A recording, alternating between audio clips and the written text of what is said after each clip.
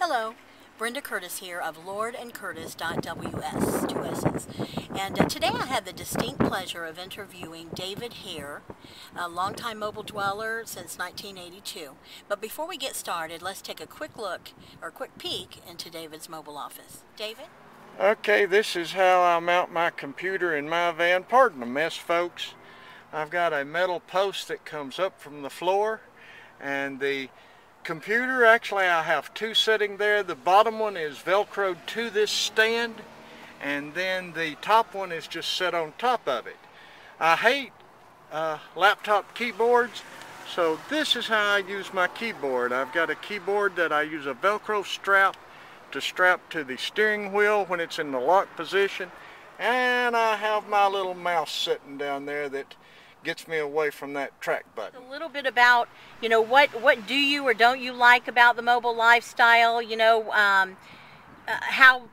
It's developed in your life over a number of years. Anything you feel like would be helpful for us to know, or you just like to tell us about with the mobile lifestyle? Well, my mother always wanted to travel the country.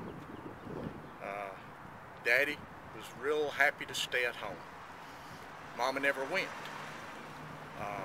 I like seeing the country.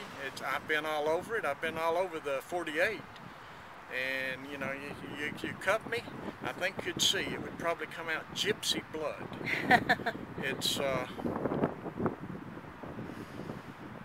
There's just waking up to a new sunrise somewhere.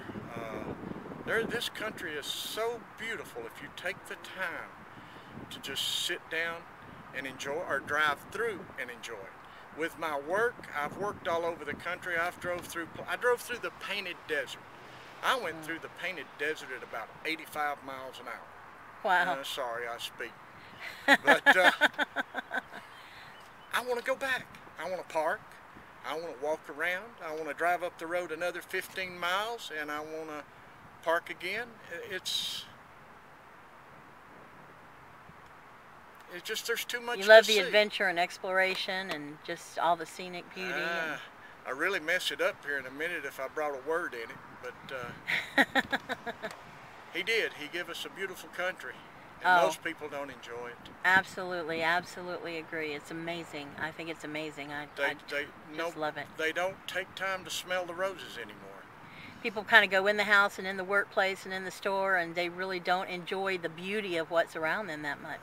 It would be nice if I had a couple of mules and an old wagon, and it was dirt trails again. I would be one that would want to cross this country in a covered wagon. This day and age, that might be a little tough to do. I say, if I'd been born 100 years earlier, right, I would have been one of the ones that would have wanted to cross the country in a covered wagon. But in a sense, you're doing that in a modern way. I'm doing it in a modern way. With the modern technology.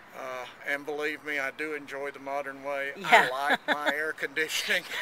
Me too. Me too. But going through them is one thing. Going back and seeing them is another. Yeah.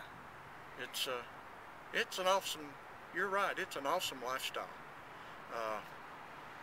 Not by necessity, but by choice. It's a wonderful lifestyle. I really feel sorry for the people who don't have benefit of things like internet connection when they have to do it by necessity. Right. I know here in Atlanta there's a parking lot on a Walmart where there's 5 people that come in every night.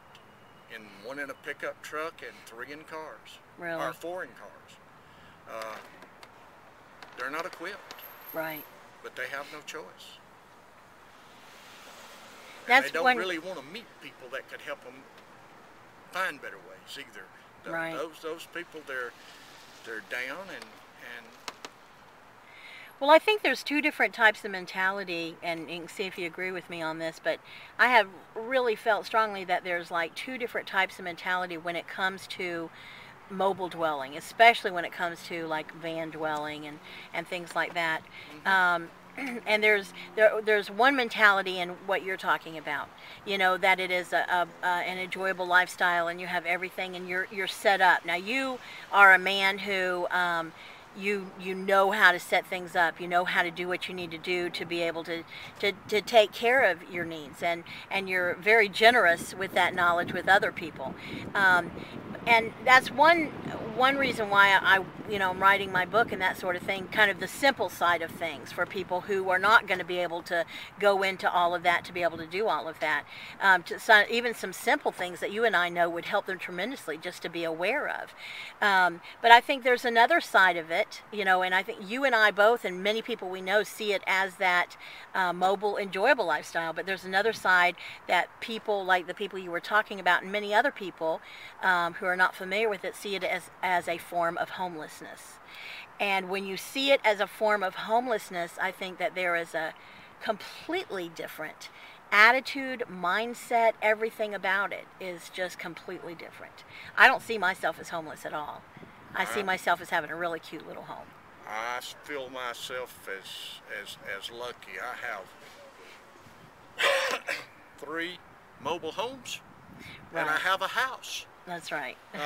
Yes, but I'm hoping eventually that we'll sell the house and we'll take one of those homes, and we will be homeless as far as fixed home for a while. Brick and mortar. Mobile home. Right. The people that are forced into it by foreclosure or whatever, they seem to feel they've just hit the bottom of the barrel and there's nothing that'll help them until they get back in a house. Right.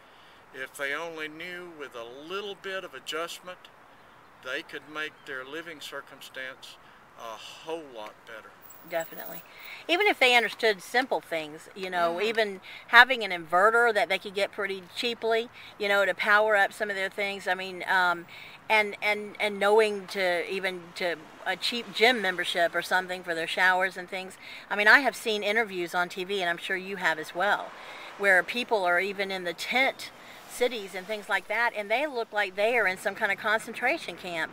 And I think, my goodness, there's so many things that even the simplicity, I mean, people don't even know how to camp. Am I making any sense? I mean, it's very sad. The tent city is even another step down. It is. Because in many cases they have a bicycle or walk, and that's their only choice they seem to have left.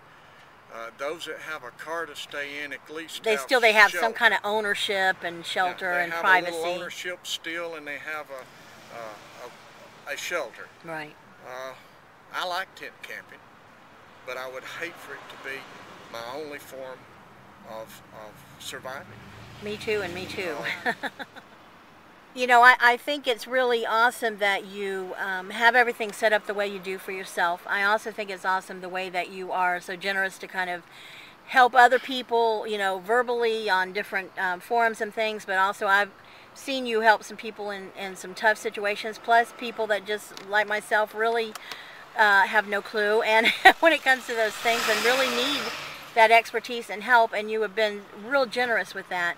But I also appreciate the fact that you have a heart to see the difference between those people who come up in the cars and the trucks and the vans, and not only the mindset, but even a understanding of how they can make their life so much better, and the attitude about it. I know there are people that will listen to this video or that come on our websites or whatever the case may be and think it's very cool, and I know there are other people that will listen to it and say, oh my gosh, how in the world could someone do that, and like you're homeless. There's different people, and not everybody. I don't think this is for everyone.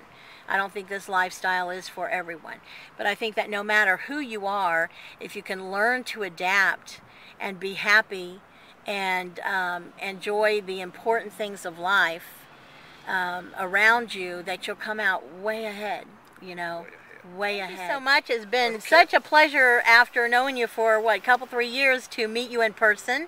And same here. Look forward to seeing you again next time, seeing you down the road. Thank you, David. Bye-bye. Bye.